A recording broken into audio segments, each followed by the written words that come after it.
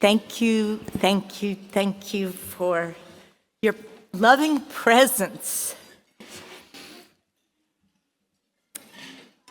When I was in my early 20s, I served as a volunteer for 2 years in the Middle East in support of mostly doctors, nurses, and teachers in Gaza and the West Bank.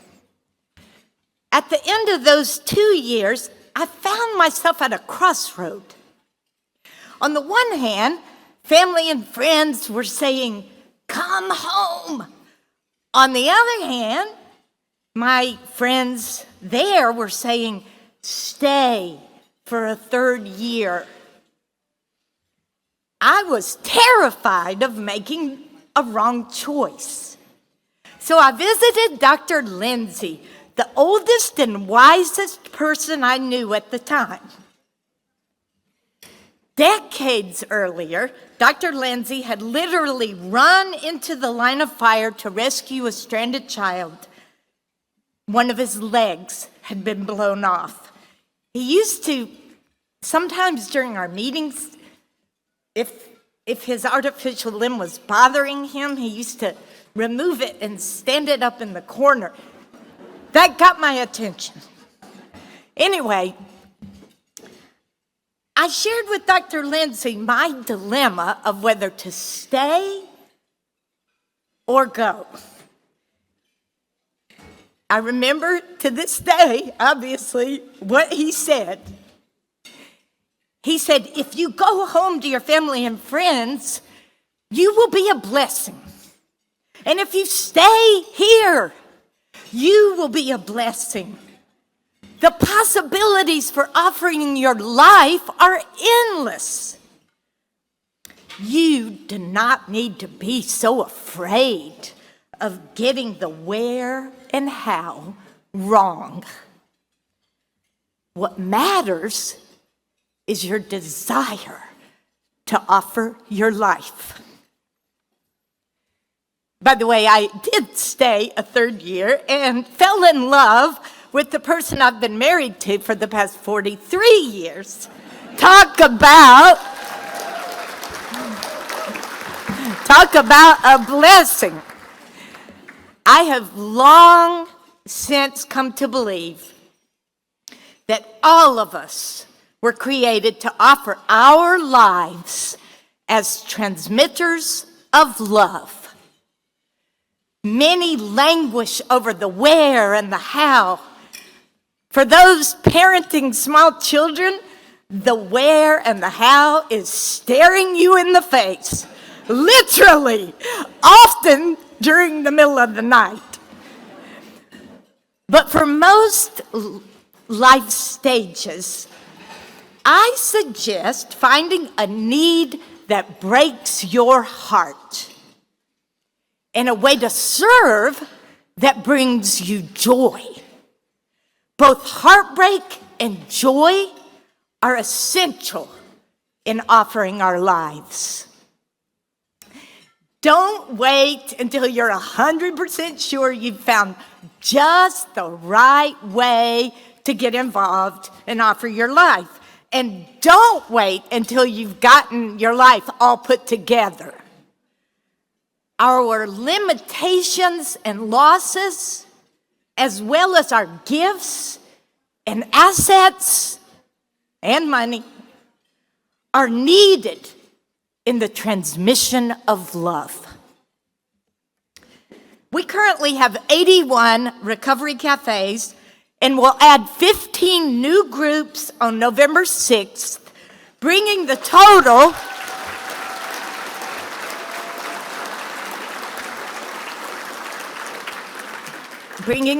to 96 recovery cafes. Everything we do and will do at these 96 recovery cafes across the U.S. and Canada is for the purpose of helping members, staff, volunteers, donors, everyone involved know that we are loved and that we are transmitters of love. It's crucial to come to know we're loved. It is next level to claim that we are transmitters of love. So the question I hope we can work with in the remaining minutes that David Coffey gave me, how do we stay so grounded in love that we transmit love to every single life that is touched by ours? How do we show up as love in the lives of others?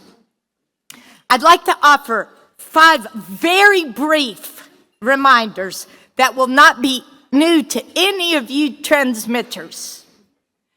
Reminder number 1, if we are to be transmitters of love in these challenging times, we have to be honest about all the ways the dominant consciousness has permeated our own consciousness.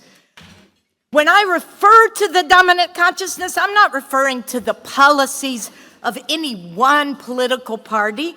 I am referring to the pervasive assumptions in our larger culture about money and power, about the widening gap between those who have what they need to thrive and those who do not. I am referring to the assumptions about who gets included and who gets left out, the assumptions about who is embraced and who is terrorized, the assumptions about who is celebrated and who is despised. An example, what does the hundreds of thousands of people suffering on U.S. streets from homelessness and or mental illness tell us about our nation's values? We take in the many of the values and assumptions of the dominant culture with our mother's milk. And those values and assumptions are often in direct opposition to the way of love. We need to be honest about that. A.J. Muste protested the Vietnam War by holding a single candle outside the White House night after night for years on end. Once a reporter asked him, "Do you really think you're going to change the assumptions of this country by standing in front of the White House night after night holding a lit candle?" Muste replied, "I don't know, but I must do this to keep those assumptions from changing me." Perhaps the deepest call of the 96 Recovery Cafes is to be lit candles in the darkness of our time, to embody for the larger culture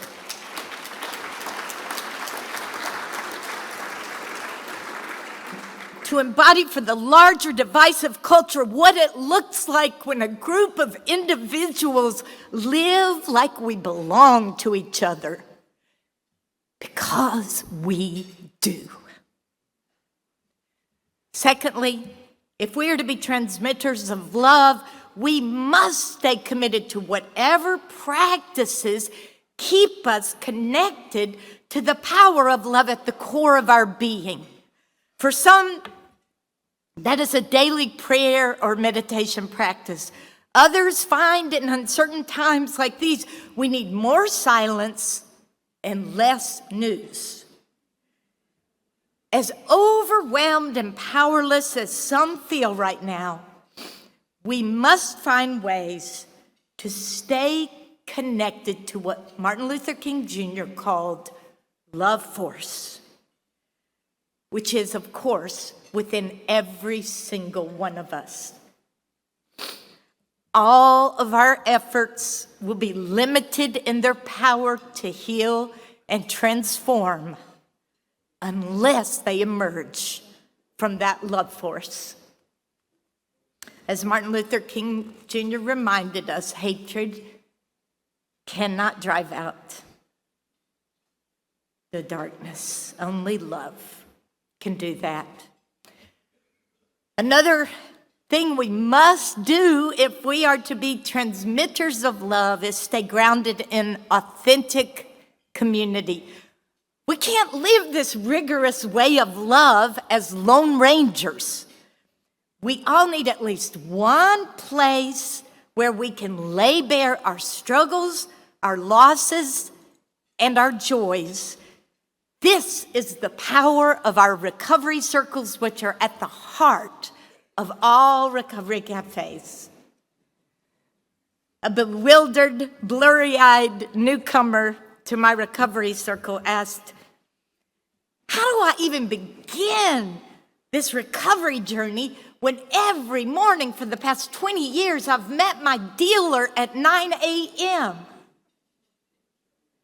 Without skipping a beat, a member of our circle, who's sitting at my table, replied, "Tomorrow morning at 9 a.m., you'll be meeting me."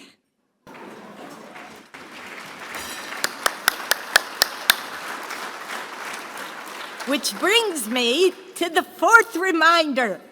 There are only 5, so hang in there. If we are to be transmitters of love, we say transmitter in the South. If we are to be transmitters of love in the times in which we are living, we need relationships that cross the chasms in our larger culture. We need real relationships that cross socioeconomic, racial, religious, political, and other divides. Very few people have relationships that take us out of our own bubble, our own circle of family and friends. And yet it is real relationships with those whose realities are different from our own that change us and ultimately change our world. Real relationships help us claim the oneness of the human family, which we deny at our own peril. Finally, if we are to be transmitters of love, instead of taking our marching orders from the dominant culture, we must practice letting go of all hurts and resentments, great and small. We must practice forgiving all, including ourselves. This is one of Recovery Cafe's guiding principles, which is articulated at the beginning of each new day. Forgiving, as you know, does not mean what happened was in any way acceptable. One member shared with me, after decades of numbing my pain, I realized I had to forgive my abusive father if I was ever going to be free. And forgiving does not forego accountability. Look at South Africa's Truth and Reconciliation Commission. The capacity to forgive such cruelty as that is beyond my comprehension. But I believe with all my heart that forgiving everything and everyone is the path toward the freedom that is our birthright. Is there someone you need to forgive? Today would not be too soon. For our world desperately needs each one of us to transmit transforming love. It is our only hope. Thank you for listening.